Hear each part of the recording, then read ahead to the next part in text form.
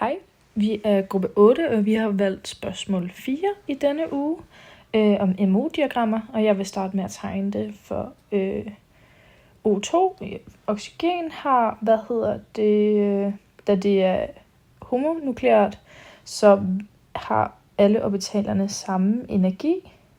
Så vi har, der hver især en 2s-orbital hernede, og så har vi 3 2p-orbitaler heroppe. Yes. Så vi starter med den bindende sigma-orbital. Det er en 1 sigma gerade, da det er bindende orbital. Og så har vi vores antibindende sigma, 1 sigma orbital. Ungerade orbital kalder man det også. Med vores p-orbitaler, så starter vi med en 2 sigma gerade, altså bindende orbital. Så har vi en pi-orbital, 1 pi ungerade, da den også er bindende. Så har vi vores 1 pi gerade, altså vores antibindende pi-orbital. Og så har vi til sidst igen 2 sigma ungerade, vores antibindende sigma-orbital.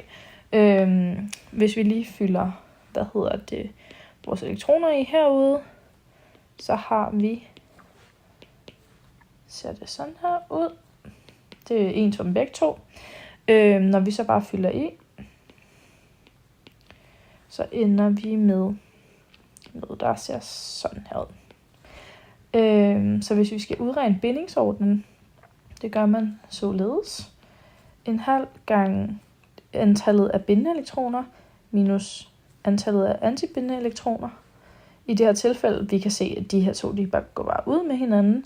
Der har vi 6 bindende og 2 antibindende. Så det ender vi med i, nu kan jeg lige gøre det ordentligt, at i sidste ende får vi 2, som svarer til O2's dobbeltbinding. Jo højere det her tal er, jo kortere er bindingslængden, og jo stærkere er bindingen. Godt. Jeg bevæger mig videre til min heteronukleære eksempel, NF, nitrogenfluorid. Og her ser det lidt anderledes ud, da de her to ikke vil have samme energiniveauer. Fluor er mere elektronegativt, så orbitalerne har en lavere energi. Så vi har stadig begge steder en 2s-orbital, men for fluor er den bare markant lavere i energi. Og det samme gælder for de 3 2p-orbitaler, som de også begge to har.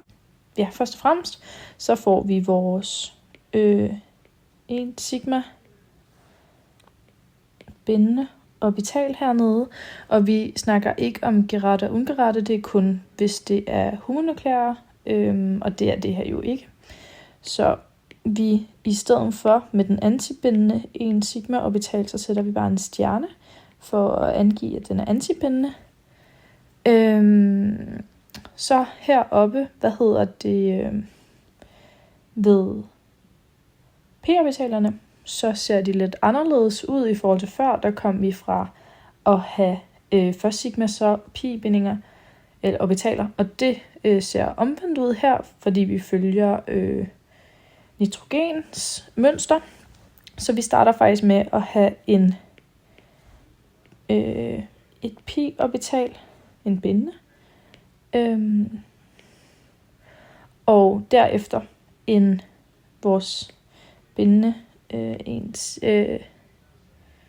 sigma, og så får vi den antibindende pi-orbital, en stjerne her, og så har vi lige plads til vores antibindende sigma. Og nu igen skal jeg lige have fyldt mine elektroner i herude. Der har vi 2 hernede og 3 her. 2 hernede. 2, 2 og 1. Så i alt har vi 12 elektroner, der skal fyldes i. Så vi får 2 hernede, 2 her, så er vi oppe på 4, 6. Det er selvfølgelig en vigtig detalje, at der igen er 2 af dem, så det kommer til at se sådan her ud. Sådan der.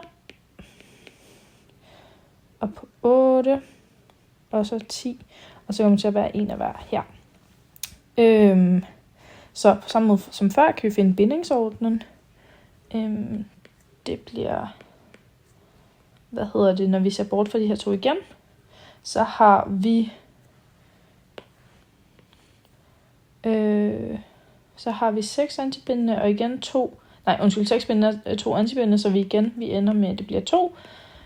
Så den binding er lige så tæt og stærk som i vores O2-molekyl.